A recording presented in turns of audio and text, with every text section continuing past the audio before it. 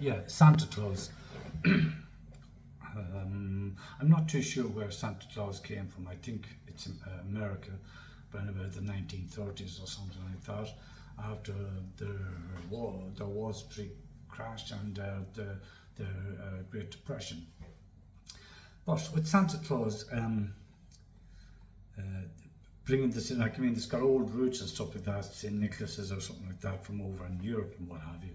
And you know, you could cherry pick out several bits like as to what he did and stuff like that, like bringing gifts to children within a particular parish or something like that. But the idea of getting around the world in a reindeer and, you know, with all the reindeers on a sled and all that, like, that's all, you know, fiction. But it was created and what have you.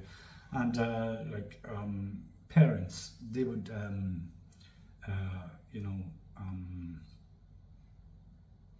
go along with this story and sometimes encourage it.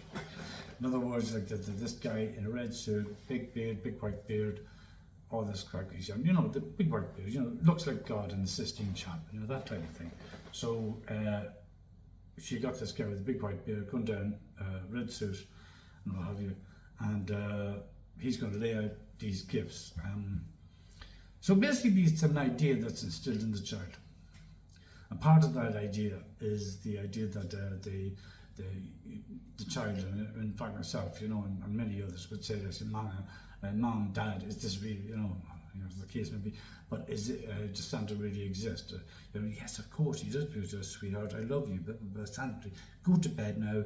Oh, the cookies and the cream, and the cookies and the milk, did you leave them down to the, no, little bit of, you know. So what you have there, you've got this idea which has a, you know, a causal interaction in the real world. When I say real world, I'm talking about the physical world. Yeah, so basically, you know, like, this is perpetuated over what we call the formative views of a child. You know, form, I'm using the word form, but I'll speak about form in a different way if I haven't done so already in the master video. So what you got is he real? Is he not? Is he big? And like everybody in schools and what have you, wherever you are, like, you know, the children, what's Santa bringing you this year, and you don't know it, and then you've got to write letters to the North Pole, Santa Claus and all his elves, and what you were making the toys and what have you, and you get them if you're naughty or nice. So there's a sort of reward punishment sort of issue kicking in there also, you know. But the main thing here is that there is a conception within the child which is enhanced by and encouraged and positive, in a positive way, is that the child will believe in this. Yeah. One of the things about this is that when it's your parents, yeah, and as a child and the parents. So when they say, when you find out that Santa doesn't, you don't find out that Santa doesn't exist from the parents usually. Yeah, you might if you go up and ask them, because somebody at school has said there's no Santa, you know. So really what you're getting is that there's no real Santa and stuff like that, and you go to the parents, no, it was to the, and what about the tooth fairy? Yeah, that's not real as well and stuff. What about so basically you've had, let's say 10, 11, 12 years, maybe, I don't know how long it is, I can't remember, but you've got about, let's say 10 years of formative upbringing with this abstract in the child. Well, it probably kicks in about 5 or 6 or whatever age.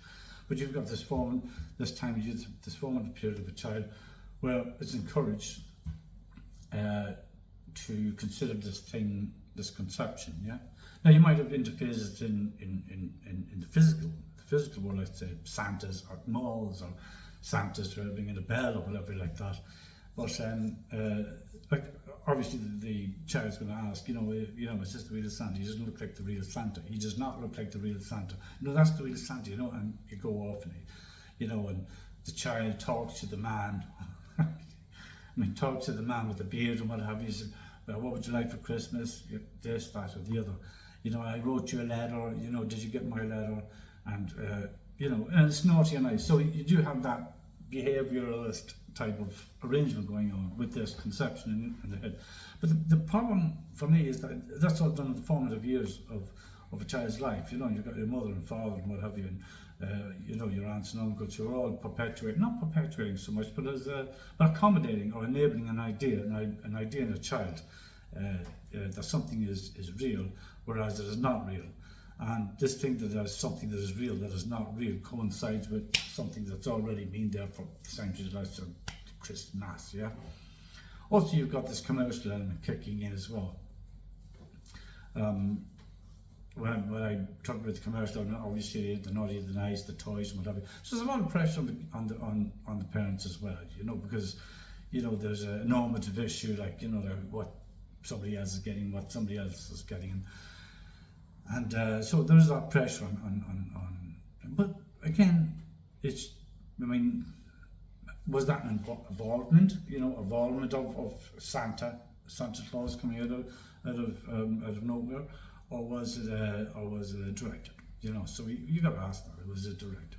Now I know there's a lot of fingers pointing at, you know, your favorite, you know, red beverage, you know, and stuff like that, but that's not really the point I'm trying to make. The point I'm trying to make is that whether the child learned at school, or whether you volunteer to go up to tell that child at whatever, 16 or 17 years of age, that there is no Santa, everything you've told that child, your whole basis of trust, not necessarily explicitly, but implicitly in the child, is under question now.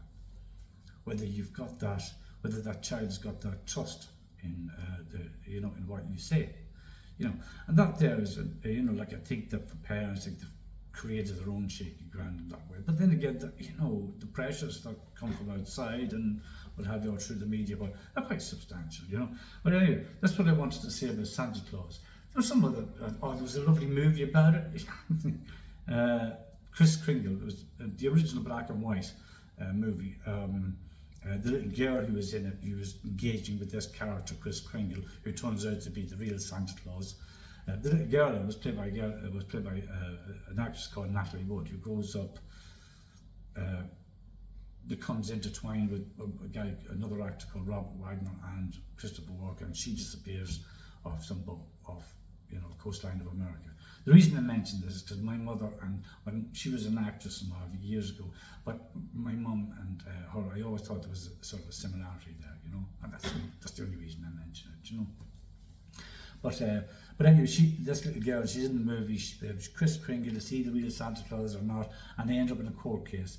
And because she sent letters, or people have, you know, sent Santa Claus and has come through the post. And the post is very important, very, very important. It's not political, it's a very different type of institution, if I call it an institution. It's not an institution. Post office is post and is post, yeah. But when we think of post, you know, you've got to really put it back into medieval times or whatever, and the significance of having a postal service. Actually, that's probably the best way of explaining it. It's not an institution, it's a service. I know I'm going off on a tangent, but just bear with me for a moment, please. You've got this Kris Kringle and what have you, and then part of the proof that Kris Kringle was Santa Claus was that they held up the dollar bill, and this is in 1939 now. This, when the movie was made in 1937, and the bottom of it was, well, how can we know that this? How can we know that Santa Claus or Kris Kringle is the real Santa Claus? You know, notwithstanding that Santa Claus doesn't exist, but in the movie, yeah, it's a different type of arrangement. So, and in the movie, they said, well, look at the dollar bill, and you look at the bottom of the dollar bill, in God we trust, you know, and you got this dollar bill, but in God we trust, well, that solves it all, and Kris Kringle is the real Santa Claus and have it like that. But getting, you know, that's, you know, when I go to if I talk about banks and stuff like that, in the new age after that period, you've still got things like It's a Wonderful Life, and in my view, that's all about banks. That's, you know, the Pavlovian association there is just all there, the angel, the banks, pots, you know, all these characters. It's just about money, you know, and it's about trust. And that's what the key thing about the Aristotelian, or let's say a common people thing, what we call trust. Yeah, the financial industry has taken that, or the legal industry has taken out the human trust, and have actually legalized. Now, what I mean by legalize the term, it's a different side of the thing. It's, you know, they've given it a legal status as opposed to a human to human status. Yeah. So that's it. No, but there's loads of that type of stuff. You know, when I talk about perception and conception, like that was the biggest bugbear, like in 1666. I say that it's a Pavlovian line, or a sort of Platonic line that I put down the middle there. Yeah. So anyway, with Santa Claus, what happened was, so basically, you know, the minute you unfold to the child that it doesn't exist and this doesn't exist, three things have happened. You've already gone through the commercial things where, you know, there's a whole commercial industry that is actually packed on and overlaid on whatever you call the winter solstice, which is a pagan thing, which coincides with the Christ Mass, the Christ get together, you know, goodwill to all men and stuff like that. So you got that, you got the commercialization. The other thing is you got a broken trust with the parents.